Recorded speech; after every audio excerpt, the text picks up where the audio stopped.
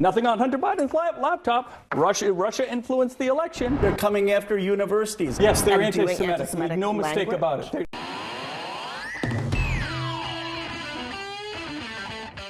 Let's hop into a rather spirited CNN panel featuring former MAGA Governor Chris Sununu debating all things Trump. So if you can, take a moment, leave us a like. It's the best way to let us know you enjoy the content, and it gives us a boost in the algorithm, and we really appreciate it. So go ahead, hit that like button, and let's get right into the discourse. They're coming after corporations. They're coming after universities. They're coming after the civic sector.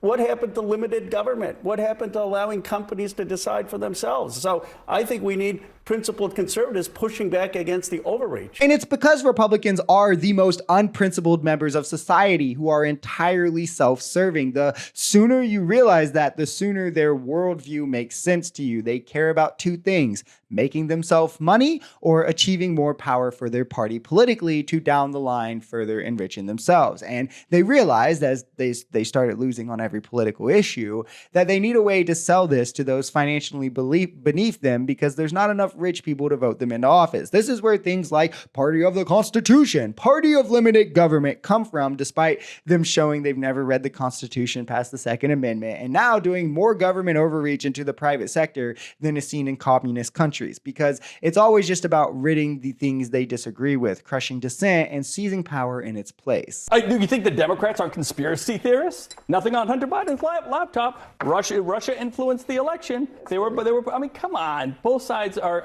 definitely to blame. And when it comes to a robot, this would have been the worst functioning robot in history if Joe Biden was a robot. It's hilarious that this is always what happens with MAGA, right? The conspiracies or fake news the left and mainstream media indulges in, that MAGA is always talking about, is always just objectively true things that they disagree with because Trump and Fox News refuses to accept them.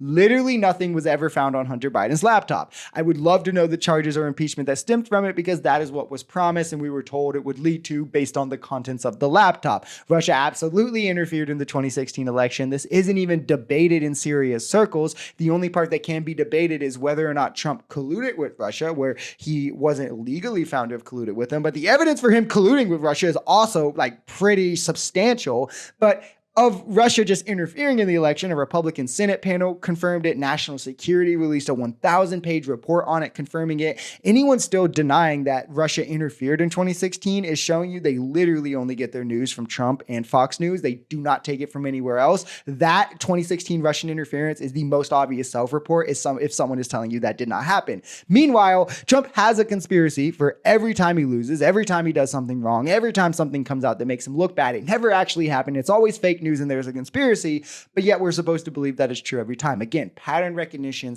critical thought, skills I wish more people had. If you're going to say something 100 times, this is the reason, the excuse for everything, it's more than likely never true. Think of it like this, right? If you flip a coin once, there's a 50% chance that you get heads. That is very likely true if you say you flipped a coin and you got heads. Now, if you say you flipped a coin 100 times and you got heads 100 times, the statistical probability of that is literally impossible. Let's get Democrats not joining in on it. How about AOC and Representative Omar don't join those college campuses? And this hasn't been going on for 10 years. It's been going on for 18 months. And it starts on the college campuses. It empowers people to go beyond.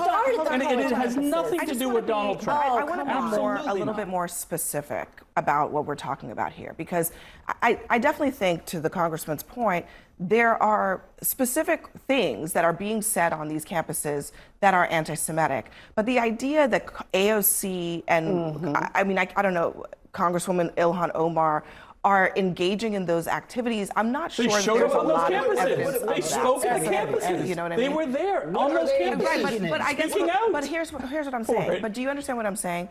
If they show up on college campuses to protest, what's the situation in Gaza, are you saying automatically the same thing as uttering anti-Semitic words? Yes, they're anti-Semitic. Make no mistake about it. In saying that, Abby couldn't say the word genocide there when it's so clearly a genocide, but also I find it hilarious that MAGA wants you to believe that these college campus protests are all anti-Semitic, and Democrats by extension are anti-Semitic for supporting them, despite the overwhelming majority of them being peaceful, calling for divestment from Israel, calling the genocide a genocide, which is what it is. There's video evidence of this where, yes, there are minorities who are are there for anti-Semitic purposes. They should be addressed. They probably should. I mean, if they do a crime, like a violent crime or something, they absolutely should be arrested. But it doesn't make the protest itself anti-Semitic. What's funny about it is MAGA will, however, say this about these college protests, then turn around and say, whoa, no, the Charlottesville protest was actually not anti-Semitic and not a neo-Nazi rally that Trump said both good people were on both sides of, despite there